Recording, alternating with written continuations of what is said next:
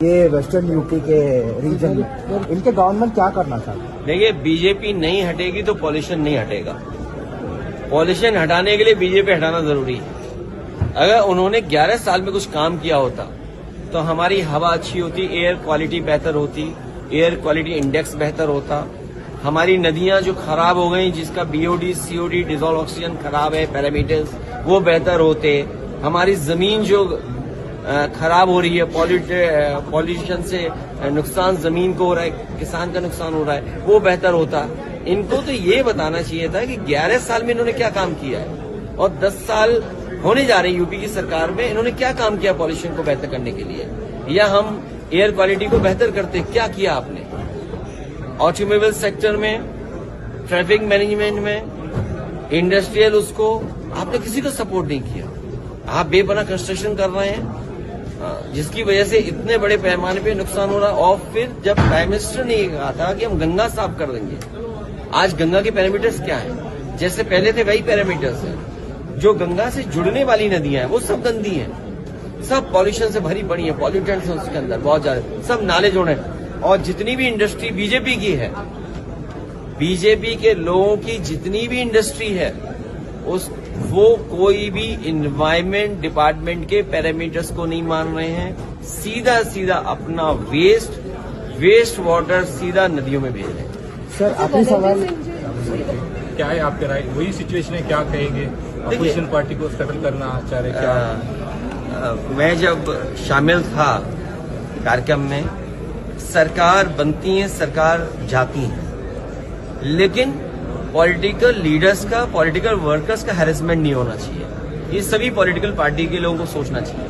Sir ऐसे में आखिरी सवाल है, वो वेस्ट बंगाल में फेज 1 डेटा बाहर आ गया तो उसमें 50 लाख का ऊपर वोट हटा दिया और ममता बनर्जी का खुद का कॉन्स्टिट्यूएंसी से 40,000 वोट हटा दिया, तो आप किस तरफ से देखें? देखिए, मैं जिस कॉन्स्टिट्यूंसी से जीत करके आता हूँ उस कॉन्स्टिट्यूंसी में 3 लाख वोट हटा दिए गए हैं जहां मैं जीता हूं।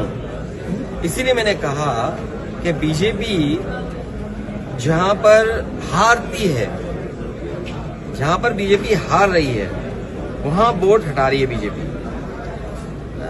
जहां बीजेपी हारती है वहां वोट डिलीट करा रही है। तो ममता जी की ऑब्वियसली ये डिलीट इसलिए क्या, क्योंकि ममता जी जीतती वहां, ममता जी को हराने के लिए डिलीट किए जा रहे हैं।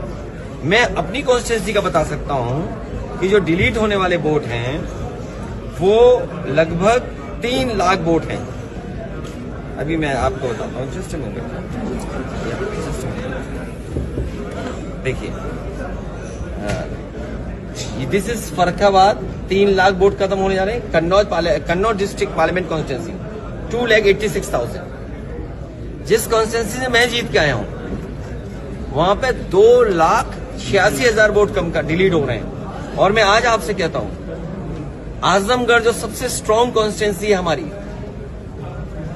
आजमगढ़ डिस्ट्रिक्ट में 2 पार्लियामेंट हैं, दोनों समाजवादी पार्टी जीती है, वहां पर 15 लाख वोट काटने की तैयारी है। आप सोचिए, एक डिस्ट्रिक्ट में अगर 15 लाख वोट काट देंगे तो क्या सिचुएशन होगी।